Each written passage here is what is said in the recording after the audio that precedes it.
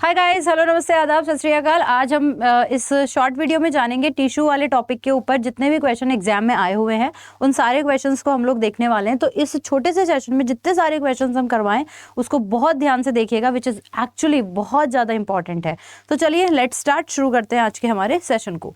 ठीक है, तो देखिए पहला प्रश्न हम लोगों से यहाँ पर क्या पूछा जा रहा है, क्योंकि टॉपिक टिश्यू का है तो हम सारे ही टिश्यूज़ के बारे में जो है वो बात करेंगे। पहला पूछा जा रहा है कि which of the following the tissue is a that cell. तो भाई किस टिश्यू के अंदर जो है वो बेसिकली मृत कोशिकाएं पाई जाती हैं और मृत कोशिका पाए जाने वाले टिश्यू का नाम है स्क्लेरेन्काइमा। स्क्लेरेन्काइमा के अंदर जो है वो मृत कोशिकाएं पाई जाती हैं। फिर बोला जा रहा है कि तनी की परिधि जो है वो किसके कारण बढ़ती है। तो तनी की परिधि वर्टिकल मेरिस्टम के कारण बढ़ेगी, इंटरकैलरी के कारण बढ़ेगी, शीर्षस्थ के कारण तो डेफिनेटली नहीं बढ़ेगी। ये तो सब श्योर है कि शीर्षस्थ के कारण तो नहीं बढ़ेगी। हमारे पास तीन जो है वो बेसिकली परमानेंट टिश्यू होते हैं, simple permanent tissue, parenchyma, collenchyma और स्क्लेरेन्काइमा।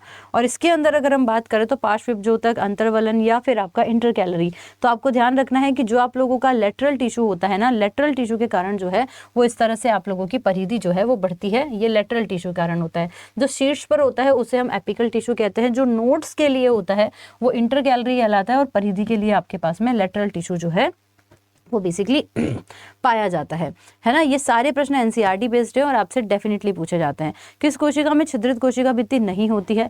छिद्रित कोशिका भित्ति की हम लोग बात कर रहे हैं। तो ट्रैकिट्स जो आपकी वाहिकाएं होती हैं या फिर साथी कोशिका जिसे कंपेनियन सेल कहते हैं। तो बोला भी यहाँ पर यह जा रहा है कि छिद्रित कोशिका भित्ति नहीं होती है, आपसे पूछा जा रहा है ना। तो देखो जो आप लोगों की कंपेनियन सेल होती हैं, एक और चीज मैं आपको बता देती हूँ कि जो आपके कंपेनियन सेल है ना, जिन्हें हम साथी कोशिका भी कहते हैं, ये साथी कोशिका आप लोगों के फ्लोएम के अंदर पाई जाती हैं। किसके अंदर? फ्लोएम के अंदर। फ्लोएम जो है वो 5 टाइप के हैं और 5 टाइप के फ्लोएम के अंदर हमारे पास में फ्लोएम फाइबर होते हैं, फ्लोएम पैरेन्काइमा होता है, फ्लोएम जो है वो फ्लोएम कंपेनियन सेल होती हैं। इसके अलावा जो है वो फ्लोएम सीव ट्यूब्स और सीव सेल्स होती हैं। तो ये वाली चीज भी हम लोगों को यहाँ पर ध्यान रखनी है।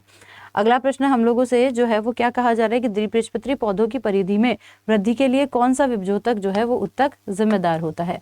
आपसे बोला जा रहा है द्विबीजपत्री पौधों की परिधि में वृद्धि के लिए कौन सा विभजोतक। परिधि में वृद्धि की बात कर रहे हैं तो अभी अभी हम लोगों ने देखा था, देखो वही बात है, डायमीटर के बारे में बात करें, लेटरल यहाँ पर रहेगा। अभी अभी हम लोगों ने इसी लैंग्वेज के अकॉर्डिंग क्वेश्चन पूछा था। स्क्लेरेन्काइमा के अंदर कोशिका भित्ति का मोटा होना मुख्य रूप से किसके कारण होता है? तो स्क्लेरेन्काइमा में जो कोशिका भित्ति के अंदर जो मोटापन आ रहा है वो उसके लिग्निन के कारण रहेगा, है ना। कोशिका भित्ति के स्क्लेरेन्काइमा जो कि आप कहाँ गया, स्क्लेरेन्काइमा जो कि आप लोगों का जो है वो मृदुतक भी कहते हैं, हार्ड पार्ट जो बना होता है वो स्क्लेरेन्काइमा के कारण ही बना होता है। ये वाली चीज भी आपको ध्यान रखनी है। और स्क्लेरेन्काइमा के अंदर जो सेल वॉल का हार्ड पार्ट है वो बेसिकली आपके लिग्निन का, आपके नारियल के अंदर भी जो हार्ड पार्ट है वो लिग्निन का ही बना होता है। ये वाली चीज भी हम लोगों को ध्यान रखनी है।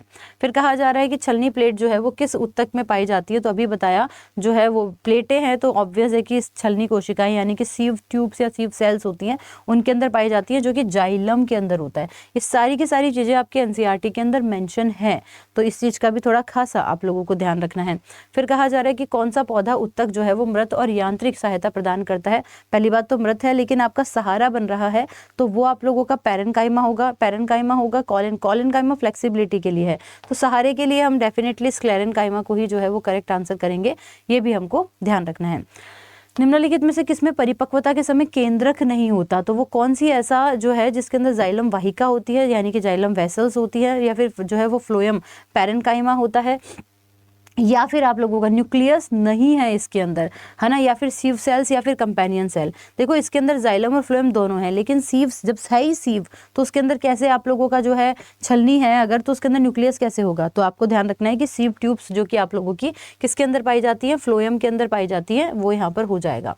फिर कहा जा रहा है कि कौन से संयोजी ऊतक मांसपेशियों को हड्डियों से जोड़ता है। तो आपका पहली बात तो कनेक्टिव टिश्यू है, लेकिन मांसपेशियों को हड्डी से जोड़ने का काम, ये कनेक्शन देने का काम तो कनेक्टिव टिश्यू करता है और मांसपेशियों को हड्डी से जोड़ने का काम आपके टेंडन्स करेंगे। कार्टिलेज जो होती है आप लोगों की वो आपके सॉफ्ट पार्ट होती है। एरियोरल टिश्यू आपकी बॉडी के अंदर फैट वगैरह के लिए है ना, तो ये यहाँ पर नहीं होगा। लिगामेंट हड्डियों को हड्डी से जोड़ रहे हैं, ये भी हमको ध्यान रखना है।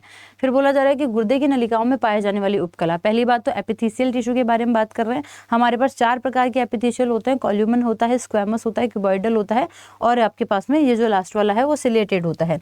लेकिन जब हम गुर्दे के बारे में बात करते हैं यानी कि किडनी के बारे में हम बात कर रहे हैं तो हमारे पास आंख बंद करके आंसर कर देना है कि क्यूबॉइडल एपिथेसियल होता है। क्यूबॉइडल जिन्हें हम लोग जो है वो घनाकार उपकला के नाम से भी जानते हैं। किसके नाम से? घनाकार घनाकार उपकला के नाम से भी जानते हैं। फिर बोला जा रहा है कि कौन सा ऊतक जो है वो शरीर के अंगों में गति में वृद्धि करता है, और गति के लिए हमारे पास में डेफिनेटली मांसपेशियां हैं। उपकला जो है वो बेसिकली सेफ्टी प्रोवाइड कर रही है, तंत्रिका मैसेज को भेजा रही है, और जो संयोजी होता है वो तो आपके कनेक्शन का काम करता है, बेसिकली एक दूसरे से बॉडी पार्ट्स को जोड़ने का काम करता है। अब बोला जा रहा है तंत्रिका ऊतक की क्रियात्मक इकाई क्या होती है, the function unit of the nervous tissue. तो function unit of the nervous tissue जो है वो आप लोगों का क्या रहेगा, न्यूरॉन रहेगा। न्यूरॉन के अंदर ही आपके पास में डेंड्राइट्स होते हैं, एक्सॉन्स होते हैं, है ना, और बॉडी सेल्स होती हैं। ये सारी चीजें भी हमको ध्यान रखनी है। फिर अगला प्रश्न हमसे पूछा जा रहा है कि निम्नलिखित में से कौन संयोजी ऊतक नहीं है। आपसे कहा जा रहा है विच of the following is not a connective tissue. तो कौन सा जो है वो संयोजी ऊतक नहीं है, तो आप सभी को पता है एपिडर्मिस। एपिडर्मिस जो है वो आउटर पार्ट ऑफ स्किन है, तो वो आपका संयोजी ऊतक नहीं हो सकता। बाकी ब्लड, बोन्स और लिगामेंट्स तो आपके संयोजी ऊतक के ही एग्जाम्पल होते हैं। ये सारे एग्जाम्स, ये सारे क्वेश्चंस जो हैं वो आपके एग्जाम में आए हुए हैं, तो इन पे हमें थोड़ा अच्छे से काम करना है। छोटी छोटी वीडियोस के तहत जितने ज़्यादा क्वेश्चंस हम करवा सके वो मैं करवाने में मदद करूंगी। Which plant tissue transport water. तो कौन सा पौधा जो है वो ऊतक जल का परिवहन करता है। तो कौन सा पौधा ऊतक जल का परिवहन कर रहा है। ट्रांसपोर्ट ऑफ वाटर की अगर हम बात करते हैं तो we all know very well xylem. Xylem 4 प्रकार के हैं, ये भी आप लोगों को ध्यान रखना है। फिर इसके बाद में नेक्स्ट चीज की बात करते हैं आप लोगों से कि निम्नलिखित में से रंध्रों के खुलने और बंद होने के अंदर कौन रिस्पॉन्सिबल है। जो हमारी गार्ड सेल्स होती हैं, जो आपके जिसके अंदर आपके पास में बेसिकली स्पोर्स पाए जाते हैं, रंध्र पाए जाते हैं, तो वही हो जाएगी, यानी कि ए यहाँ पर करेक्ट आंसर हो जाएगा। गार्ड सेल यहाँ पर जो है वो रहेगी।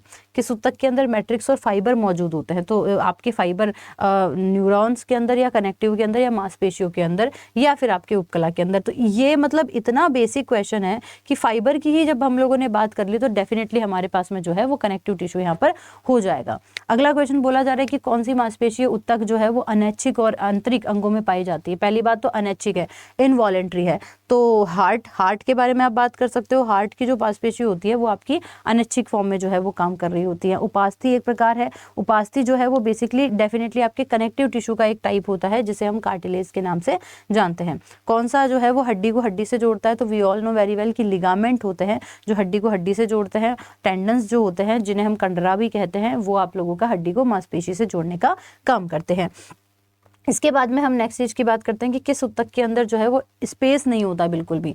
तो जो बहुत ही ज्यादा हार्ड होगा, है ना, उसके अंदर इंटर जो है वो इंटरसेल्यूलर स्पेस जो है वो ऑब्वियस है ना। अब बिल्कुल ही नहीं है तो स्क्लेरेन्काइमा हार्ड है, तो उसके अंदर जो इंटरमोलिकुलर स्पेस है वो बिल्कुल भी नहीं होगा। साथी कोशिकाएं किससे जुड़ी होती हैं। तो साथी कोशिकाएं जो है वो आपके ट्रैक जाइलम के अंदर तो साथी कोशिका होती ही नहीं है ना। अब आपके पास में जाइलम के अंदर तो होगी नहीं, या तो फ्लोएम फाइबर और या फिर आप लोगों की जो है वो सीव ट्यूब्स। तो ऑब्वियस है सीव ट्यूब्स के अंदर जो है वो आपकी साथी कोशिकाएं पाई जाती हैं। पत्तियों में प्रकाश संश्लेषण के लिए कौन सा ऊतक रेस्पॉन्सिबल है। तो देखो एरेनकाइमा और कॉलेनकाइमा मैं आपको बता देती हूँ, दोनों ही पैरेनकाइमा का एग्जाम्पल है। एक है कॉलेनकाइमा, एक है chlorenchyma. Chlorenchyma is an example of parenchyma. ठीक है, तो आपको यहाँ पर डेफिनेटली ध्यान रख लेना है कि जो आपका कॉलेनकाइमा है वो आप लोगों का जो है मतलब जो प्लांट का एक टाइप है जिसमें फोटोसिंथेसिस होता है। जो पैरेनकाइमा है वही क्लोरेनकाइमा फिर कहला देता है। और किस संयोजी ऊतक में जो है वो द्रव मैट्रिक्स के फॉर्म में होता है। इसका आंसर आप मुझे कमेंट सेक्शन में करेंगे। ये सेशन मैं हर दिन लेकर आऊंगी, तो आप लोग जो है इसी चैनल के वीडियो सेक्शन की लिस्ट में इस सेशन को हर दिन देख सकते हैं। सो अगर आपको ऐसी और वीडियोस चाहिए और किन किन टॉपिक्स पे क्लासेस चाहिए तो मुझे प्लीज़ कमेंट सेक्शन में मैसेज ज़रूर कीजिएगा। चैनल को सब्सक्राइब ज़रूर कर लीजिएगा। Thank you so much. और हाँ, मेरी जो क्लासेस होती है वो सुबह 10 बजे होती है रेगुलर क्लासेस ALP और टेक्नीशियन के लिए, दोपहर 2 बजे ग्रुप डी के लिए और शाम को 7 बजे NTPC के लिए। तो आप जिस भी एग्जाम की प्रिपरेशन कर रहे हैं आप एनरोल कर सकते हैं। Thank you.